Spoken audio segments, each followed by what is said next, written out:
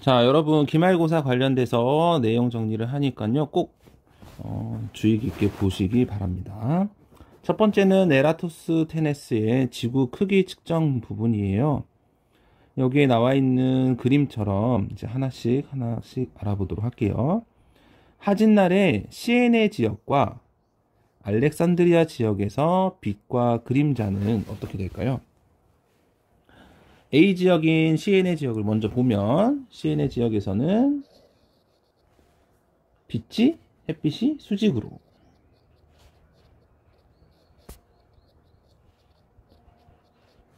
비치기 때문에 그림자가 안 생기죠. 하지만 알렉산드리아 지역에서는 햇빛이 비스듬히, 그래서 그림자가 생겼습니다. 그림자가 생겼어요. 그림자 그것이 요게 그림자죠. 요게 B와 C 나타내는 게 그림자입니다. 자, 그리고 에라토스테네스가 이렇게 이런 지구의 크기를 측정할 때 가정하는 두 가지 사실이 있는데, 첫 번째는 지구는 완전한 구형이다 라는 거고요. 두 번째는 지구에 들어오는 햇빛은 평행하다라는 사실입니다. 두 가지 가정이 있어야지만 지구 크기를 요와 같은 방법으로 측정할 수 있어요. 그리고 에라토스테네스가 직접 측정한 값은 두 가지가 있습니다. 두 가지. A와 B, 알렉산드리아와 시에나 지역의 거리, 시에나와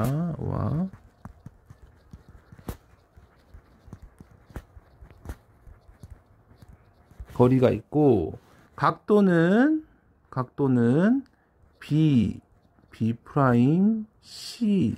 여기서 표현을 해보면 빨간색으로 해볼게요. 여기 보시면 여기의 각도, 요 각도를 측정한 겁니다. 여기의 각도, 이렇게 세타라고 표현을 할게요. 요 각도, 막대와 그림자 끝이 이루는 각도를 측정한 게 직접 측정한 두 개의 값이고요. 에라토스테네스가 가지고 온 수학적 이론이 하나 있는데, 그 수학적 이론은 호의 길이는 중심각에 비례한다는 뜻이에요. 이렇게 하나의 부채꼴이 있으면 중심각이 있었고 호의 길이가 있을 거 아니에요, 그죠? 이거 세타와 L이 서로 비례한다는 뜻입니다. 그럼 세타가 커지면 L도 커진다는 거예요. 예를 들어서 세타일 때 L이었으면 2세타 2배가 되면은 길이도 2배가 되고, 3세타 각도가 3배로 늘어나면 길이도 3배가 된다는 뜻이에요. 이런 피자 한 조각, 피자 2조각짜리, 피자 3조각짜리, 이렇게 해서 호의 길이가 계속 늘어난다는, 중심각에 비례해서 그 사실을 이용한 겁니다. 이런 식으로 해서 이제 비례식을 한번 세워볼게요. 아까 본 요 세타, 여기 세타죠? 여기 직접 구한 세타는 평행하다는 가정이 있었고, 여기에 하나의 평행선을 지나가는 선이 있으면 위에 있는 세타는 아래에 있는 세타와 억각이겠죠? 그래서 억각이라는 거 하나로 여기 하나의 작은 부채꼴을 찾아낼 수 있었습니다. 이 부채꼴을 가지고 비례식을 세워볼게요. 첫 번째, 각도와 각도를 비교해 볼게요. 중심각 세타는 360도와 비교가 될 수 있고, 호의 길이는 둘레와 이렇게 비교가 될 수 있겠네요. 또 하나씩은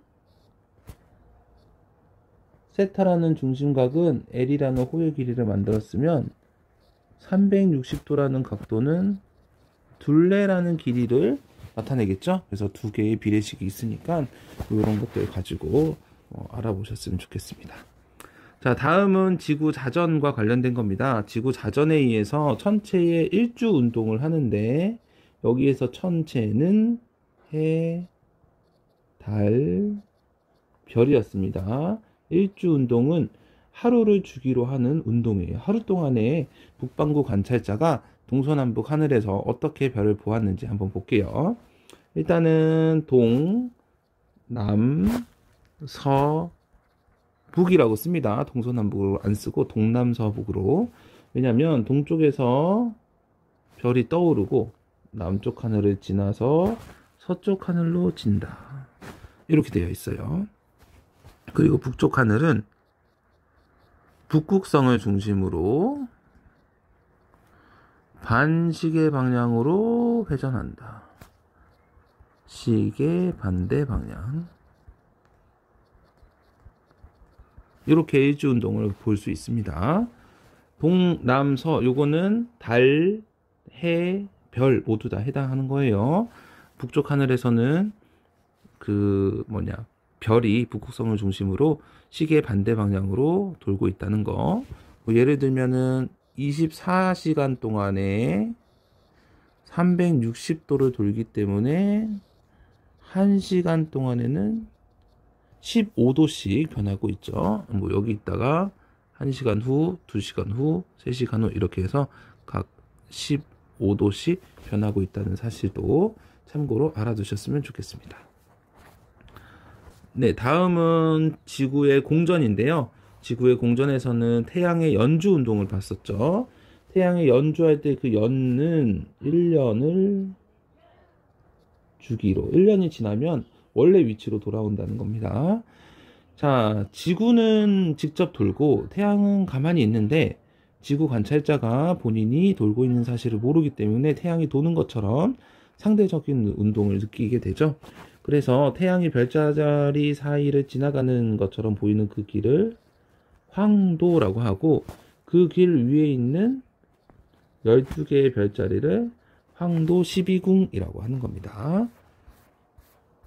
자, 여기 그림처럼 되어 있죠. 여기 보시면 이 그림에서는 여기 8월, 9월, 10월 이렇게 날짜를 나타내는 건 누구의 위치냐면 지구의 위치가 아니고 태양의 위치예요. 10월 달에 태양이 여기 있는 것처럼 보이고 9월 달엔 여기, 8월 달엔 여기 있는 것처럼 보인다는 뜻이야. 그러면 9월을 예로 볼게요. 9월 달에 태양이 여기 있으려면, 태양이 여기 있는 것처럼 보이려면 지구는 이쪽에 있어야겠죠. 그래야지 태양이 저쪽에 하늘 안에 있는 거, 사자자리 쪽에 있는 것처럼 보이겠죠. 그리고 12월로 볼게요. 12월에 태양이 여기 있는 것처럼 보이려면 지구가 그 반대편에 있어야지만 정갈 자리에 12월에 오겠죠. 되죠? 네, 이걸로 여러분한테 물어본 게 뭐였냐면 태양 쪽 별자리와 한밤중에 보이는 별자리입니다. 태양 쪽 별자리는 태양이 가리고 있는 별자리를 찾으면 되고요. 한밤중에 보이는 별자리는 한밤이니까 밤 12시고 밤 12시는 태양을 등지고 있죠. 지구가. 그런 별자리를 찾으면 됩니다. 3월을 한번 볼까요? 3월. 여기가 3월이네요. 3월. 그러면 태양이 여기다가 놓이려면은 쭉 가면 지구가 이쪽에 있어야지만 태양이 여기 있는 것처럼 보이겠죠? 3월에 물병 자리에 있는 것처럼. 이해되시죠? 그러면 태양 쪽 별자리, 태양이 가리고 있는 별자리는 태양 뒤에 있는 물병 자리가 되겠고, 한밤중에 보이는 별자리, 태양을 바라보고 있는 거는 낮 12시, 완전히 등지고 있는 건 밤 12시겠죠? 밤 12시의 남쪽 하늘에는 이렇게 사자 자리가 보일 수 있을 겁니다. 6월 달을 보면 6월 달은 태양이 여기 있네요.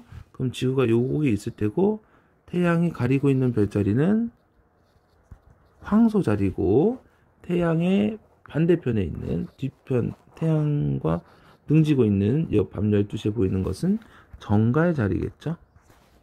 네. 그리고 12월 여기가 태양이 있으니까 지구가 이쪽에 위치하겠네요. 그죠? 지구가 여기 있으면 태양 쪽 태양이 가리고 있는 것은 정갈 자리. 한밤중에 보이는 거 태양을 완전히 등지고 있는 여기죠. 여기에서는 황소 자리가 보이겠습니다. 네. 다음은 달의 위상 변화입니다. 태양빛이 있을 때 달이 한 달에 한 번 지구를 공전하기 때문에 생기는 건데요. 우선 A부터 볼까요? A, 지구의 관찰자가 이렇게 있을 때 태양빛에 의해서 여기 선생님이 지금 그려놓은 부분이 밝죠? 이게 오른쪽이기 때문에 A는 모양이 이렇게 오른쪽 달이고요. 얘를 상현달이라고 합니다. 반대로 지구에 있는 관찰자가 뺑그르르 돌아서 여기 있다고 쳤을 때 오른쪽은 이쪽이 되겠죠. 저 2를 볼게요. 2. 자, 햇빛에 의해서 밝아 보이는 쪽은 이쪽입니다. 하지만 이 사람 입장에서는 오른쪽이 아니고 왼쪽이 밝아 보이겠죠. 그래서 여러분들이 달 모양을 그릴 때 이렇게 반대로 왼쪽이 보일 수 있게끔 그리고요. 얘는 상현의 반대라서 하현달이게 되겠습니다. 자, 다음 태양과 제일 가까운 G를 볼까요? G. 여기에서는 태양에 의해서 밝아지는 부분이 지구에서는 보일 수가 없어요. 그래서 달이 까맣게 안 보이는 날을 이렇게 표현을 하고요. 점선으로 얘를 삭이라고 합니다. 반대로 태양의 밝은 부분이 지구에서 온전히 다 보이는 때를 보름이라고 동그라미 보름달을 볼 수 있고요. 보름 말고도 망이라고 합니다. 망.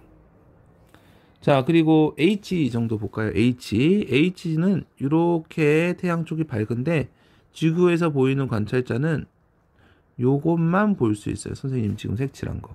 그게 오른쪽에 이런 모양의 초승달이 되겠습니다. 반대로 F를 보시면 태양에 의해서 밝아지는 부분 쪽에서 지구에서 이렇게 볼 수 있는 부분은 요 부분이고 요 부분은 왼쪽이 이렇게 되어 있는 금음달이에요. 되나요? 이렇게 태양의 위치에 따라서 달의 위치에 따라서 달의 이름, 명칭과 모양을 여러분들이 알아두셨으면 합니다. 자, 다음은 일식과 월식입니다. 일식은 태양이 가려지기 때문에 태양과 지구 사이에 달이 위치했을 때고요. 월식은 달이 가려지기 때문에 태양과 달 사이에 지구가 위치했을 때 달이 가려지는 겁니다. 이런 거를 구체적으로 그림으로 보시면 첫 번째 일식부터 볼게요. 태양, 달, 지구가 놓여져 있죠. 그때 달이 태양을 가려버리는 여기 지점, 완전히 가리기는 부분을 개기일식 부분이고요.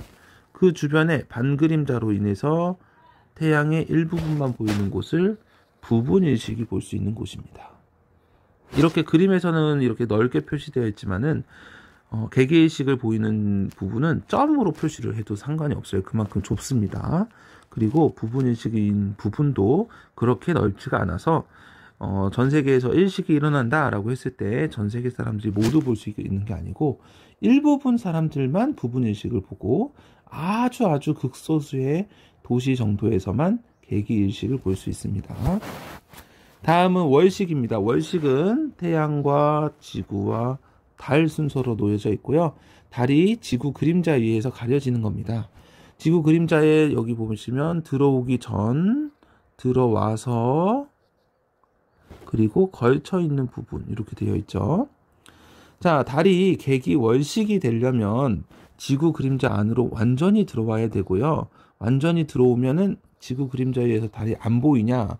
그런 게 아니고 태양빛이 산란을 통해서 붉은 색깔은 받아서 달이 붉은색을 받고 지구한테 보내줄 수가 있어요. 여기서 해서 그래서 붉은 달을 볼 수 있습니다. 붉은 달 모양을 동그라미 전체로 볼 수 있지만 붉은색 달인다는 거예요. 그리고 걸쳐 있을 때는 부분일식이라서 달의 일부분만 볼 수 있어요. 이런 식으로나 이런 식으로 해서 일부분만 볼 수 있는 게 부분월식입니다. 그리고 반그림자라는 곳에 들어왔을 때는 달 전체를 다 볼 수 있습니다. 덜 붉은색으로 되어 있고요. 거의 노란색의 동그란 보름달을 볼 수 있습니다. 그래서 일식이 시작된 개기월식은 완전히 들어왔을 때, 부분월식은 걸쳐 있을 때, 이렇게 이런 식으로 해서 걸쳐 있을 때고, 지금 요 반그림자에 놓였을 때는 월식을 볼 수 있는 부분이 아닙니다. 자, 이번에는 태양 쪽으로 나와서요. 아니죠. 예, 태양계 행성을 먼저 보도록 할게요. 자, 태양계 행성은 놓인 것처럼 수금지와 목토천 해가 각각 거리순으로 이렇게 배열이 되어 있고요. DC가 지구가 되겠네요. 지구를 통해서 이렇게 거리가 나눠져 있습니다. 이 행성을 볼 때는 분류하는 기준을 먼저 봐야 되는데, 내행성과 외행성이 있는데, 이거의 기준은 지구 궤도입니다. 공전 궤도. 공전 궤도보다 안쪽에 있는 것을 내행성이라고 하고요. 순서로 나타내면 지구보다 안쪽에는 수성과 금성이 내행성이고, 나머지 화, 목, 토, 천, 해는 그 외행성이 되겠습니다. 그리고 또 하나 분류 기준은 지금 놓인 것처럼 질량, 반지름, 평균 밀도 이런 것들을 물리량으로 하는데, 물리량에 의해서 지구형 행성과 목성형 행성으로 나뉘고요. 지구형 행성에는 화성까지 포함하고 있습니다. 수금지화. 그리고 목토천에는 목성형 행성이 되겠습니다. 이런 것들의 특징이 지금 표에 주어져 있는데, 이 표를 절대 외우면 안 된다고 했죠. 표는 주어지니까 주어진 표를 보시고 여러분들이 물음에 답하시면 될 것 같습니다. 대표적으로 물어보는 게, 반지름이 누가 크냐? 예, 목성형 행성이 반지름이 큽니다. 크기도 질량도 목성형 행성이 커요. 하지만 기체로 이루어져 있기 때문에 목성형 행성은 암석으로 이루어진 수금지화의 그 지구형 행성이 밀도가 더 큽니다. 그리고 질량이 큰 녀석이 당연히 위성을 많이 거느리고 있겠죠. 그래서 위성의 수 지구형 행성에서는 하나 없거나 또는 두 개. 그리고 고리 같은 부분은 목토천에 목성형 행성에 모두 다 있습니다. 그림에서 표현이 덜 되고 있을 뿐이지 있는 건 다 모두 다 있습니다. 네, 이렇게 비교를 해보시고요. 다음은 태양. 태양에서는 표면과 대기를 나눌 수 있었죠. 태양의 표면을 뭐라고 하냐면 광구라고 하고요. 보일 수 있는 현상에서는 쌀알무늬와 흑점을 볼 수 있었다고 했습니다. 쌀알무늬는 대류에 의해서 그 물질이 올라오고 내려오고, 뜨거운 건 물질은 올라오고 차가운 물질은 내려가면서 무늬처럼 보이고요. 보통 광구는 6000도씨를 띄고 있고요. 흑점은 그보다 낮은 4000도씨로 태양의 자기장이 드나드는 곳이고요. 이 흑점이 태양의 자기장이고, 자기장을 의미하고, 태양의 자기장은 태양 활동의 영향을 받기 때문에 활동이 많으면 자기장이 세지고, 그 자기장이 나가는 흑점의 개수도 많아지게 되는 거예요. 그래서 흑점은 4000도씨고 지구 태양의 활동과 영향이 있다라는 점.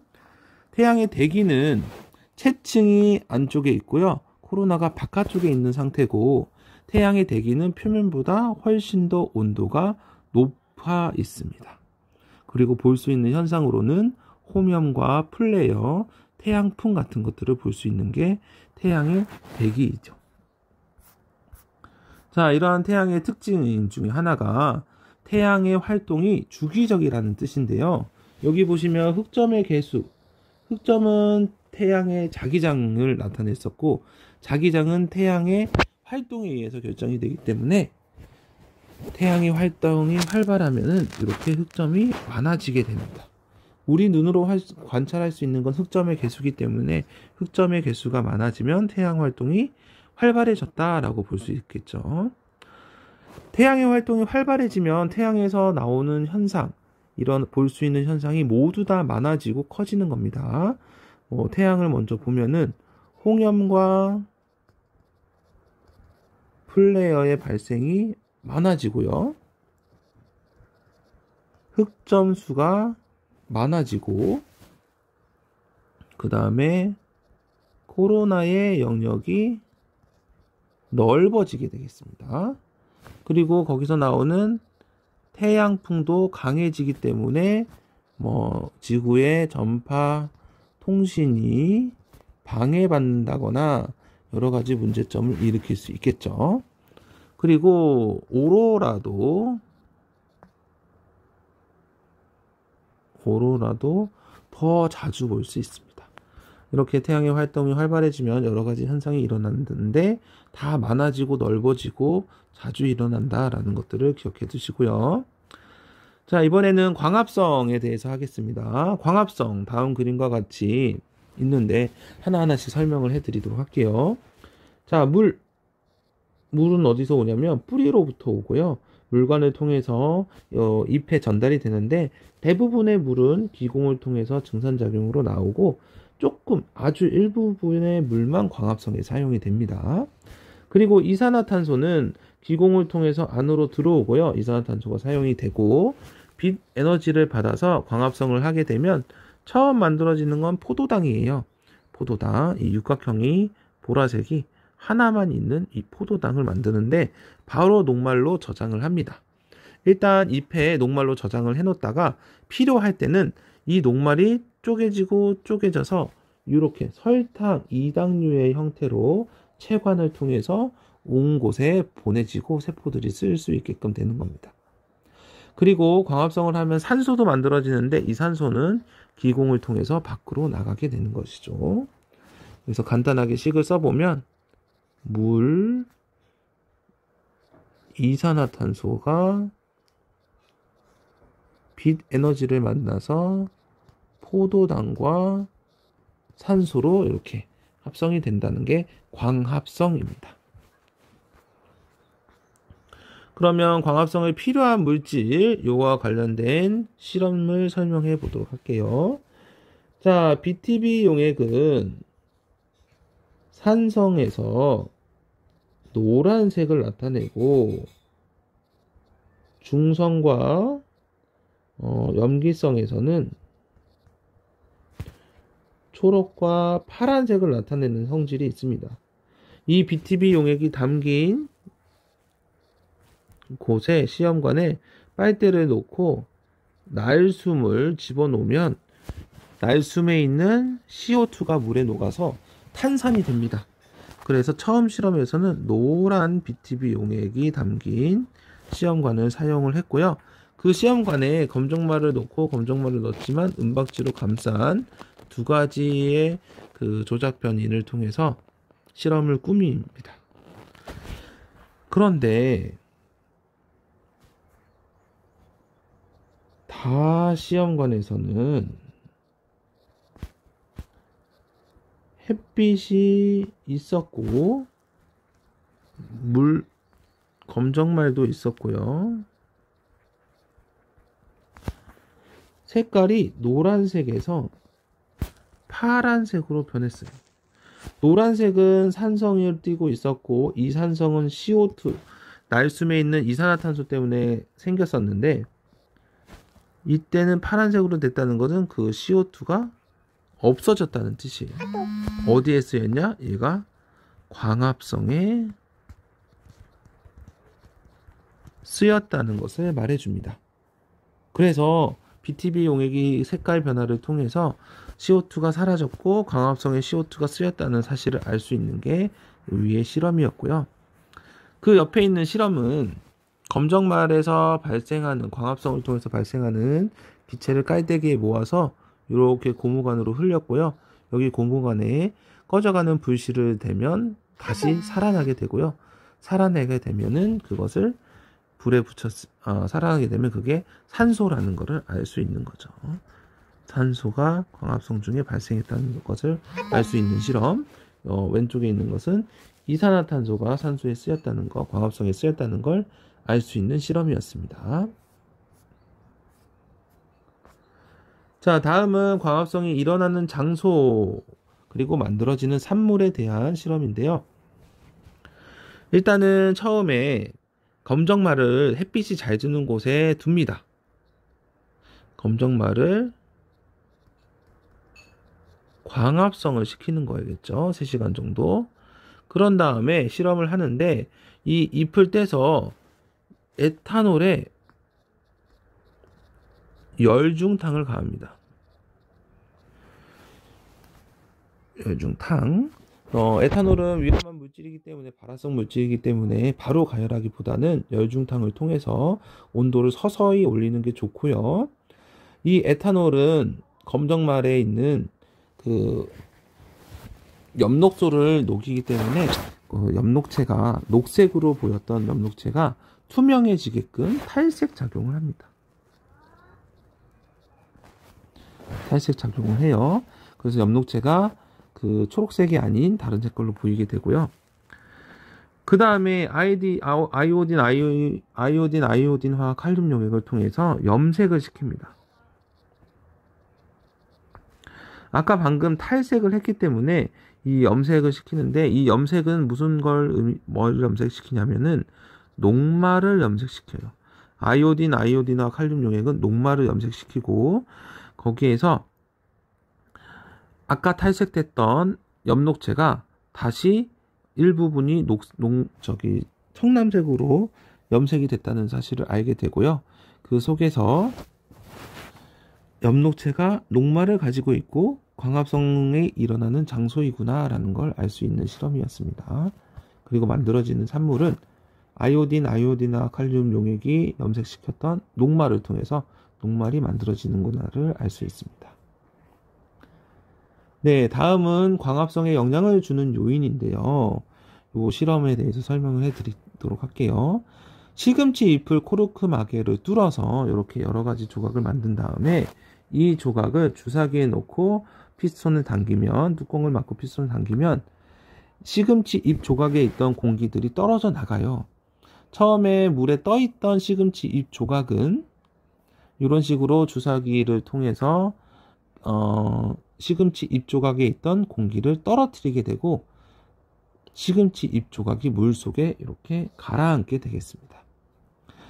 이 시금치 잎 조각을 광합성시키면 산소가 발생할 거고, 이 산소가 시금치 잎 조각에 붙어서 떠오를 수 있게끔 부력을 만들어낼 텐데, 빨리 떠오르면 빨리 떠오를수록 광합성을 많이 했다는 사실을 알 수 있겠죠.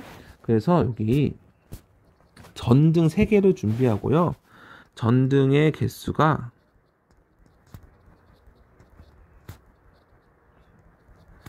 빛의 세기의 비례함을 가지고 실험을 하면 되겠습니다. 전등의 개수가 하나일 때보다는 2개, 3개일 때가 더 빨리 떠오르다는 것을 통해서 광합성량은 빛의 세기에 비례한다라는 그래프를 찾을 수 있었고요.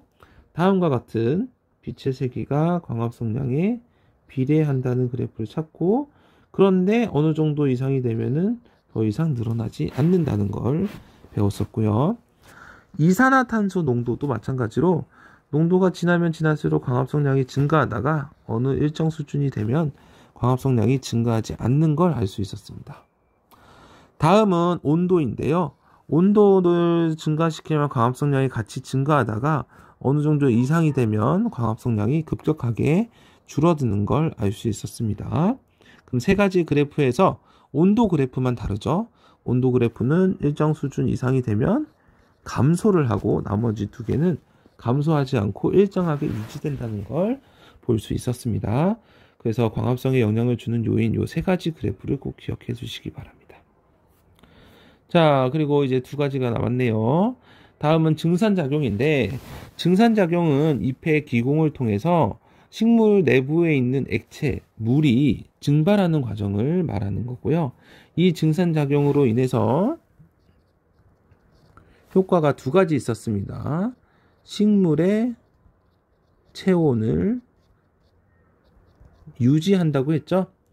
증산작용은 액체에서 기체로 변하는 거기 때문에 그때 에너지를 주변에서 흡수를 하게 되어 식물의 체온을 유지할 수 있고, 그 그늘 밑에서 쉬고 있는 사람들을 시원하게 만들어낼 수 있었습니다. 그리고 위에서 증산작용을 해야지만, 잎에서 해야지만 뿌리에서 다시 물을 흡수하고 이게 줄기로 갔다가 이파리로 가는 과정을 계속 순환시킬 수 있었습니다. 증산작용을 멈추면 뿌리에서 흡수하는 물도 없게 되는 거예요.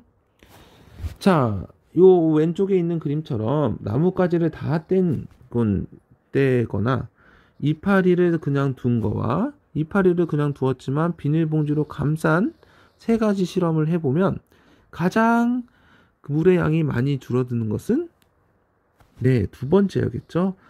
주변을 가리지도 않고 이파리가 있는 식물이었고요.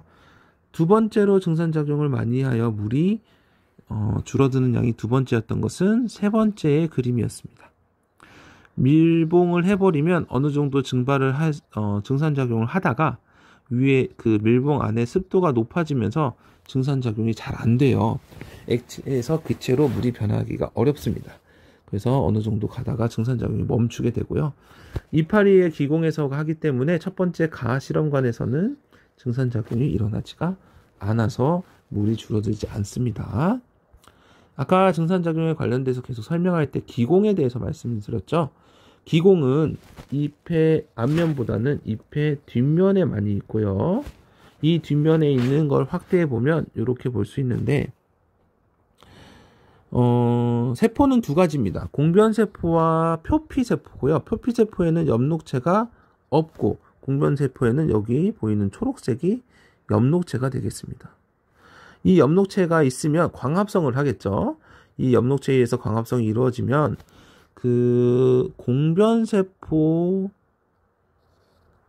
내부가로 물이 들어올 수 있고요. 물이 들어오면 공변세포가 빵빵해지면서 이런 식으로 휘어지게 됩니다. 이러한 공변세포가 하나 더 이렇게 붙어 있으면 중간에 빈 공간이 생기고요. 이 빈 공간을 통해서 CO2가 들어오고 O2 산소가 나가고 수증기 증산작용이 나갑니다. 이 기공을 통해서 기체 출입이 원활하게 이루어지고 이러한 기공을 열려면 아까 광합성을 해야 되기 때문에 햇빛이 있는 낮에 기공이 열리고요. 밤에는 그 기공이 닫혀 있습니다. 네, 그 정도 보시면 중간고사를 잘 대비할 수 있을 겁니다.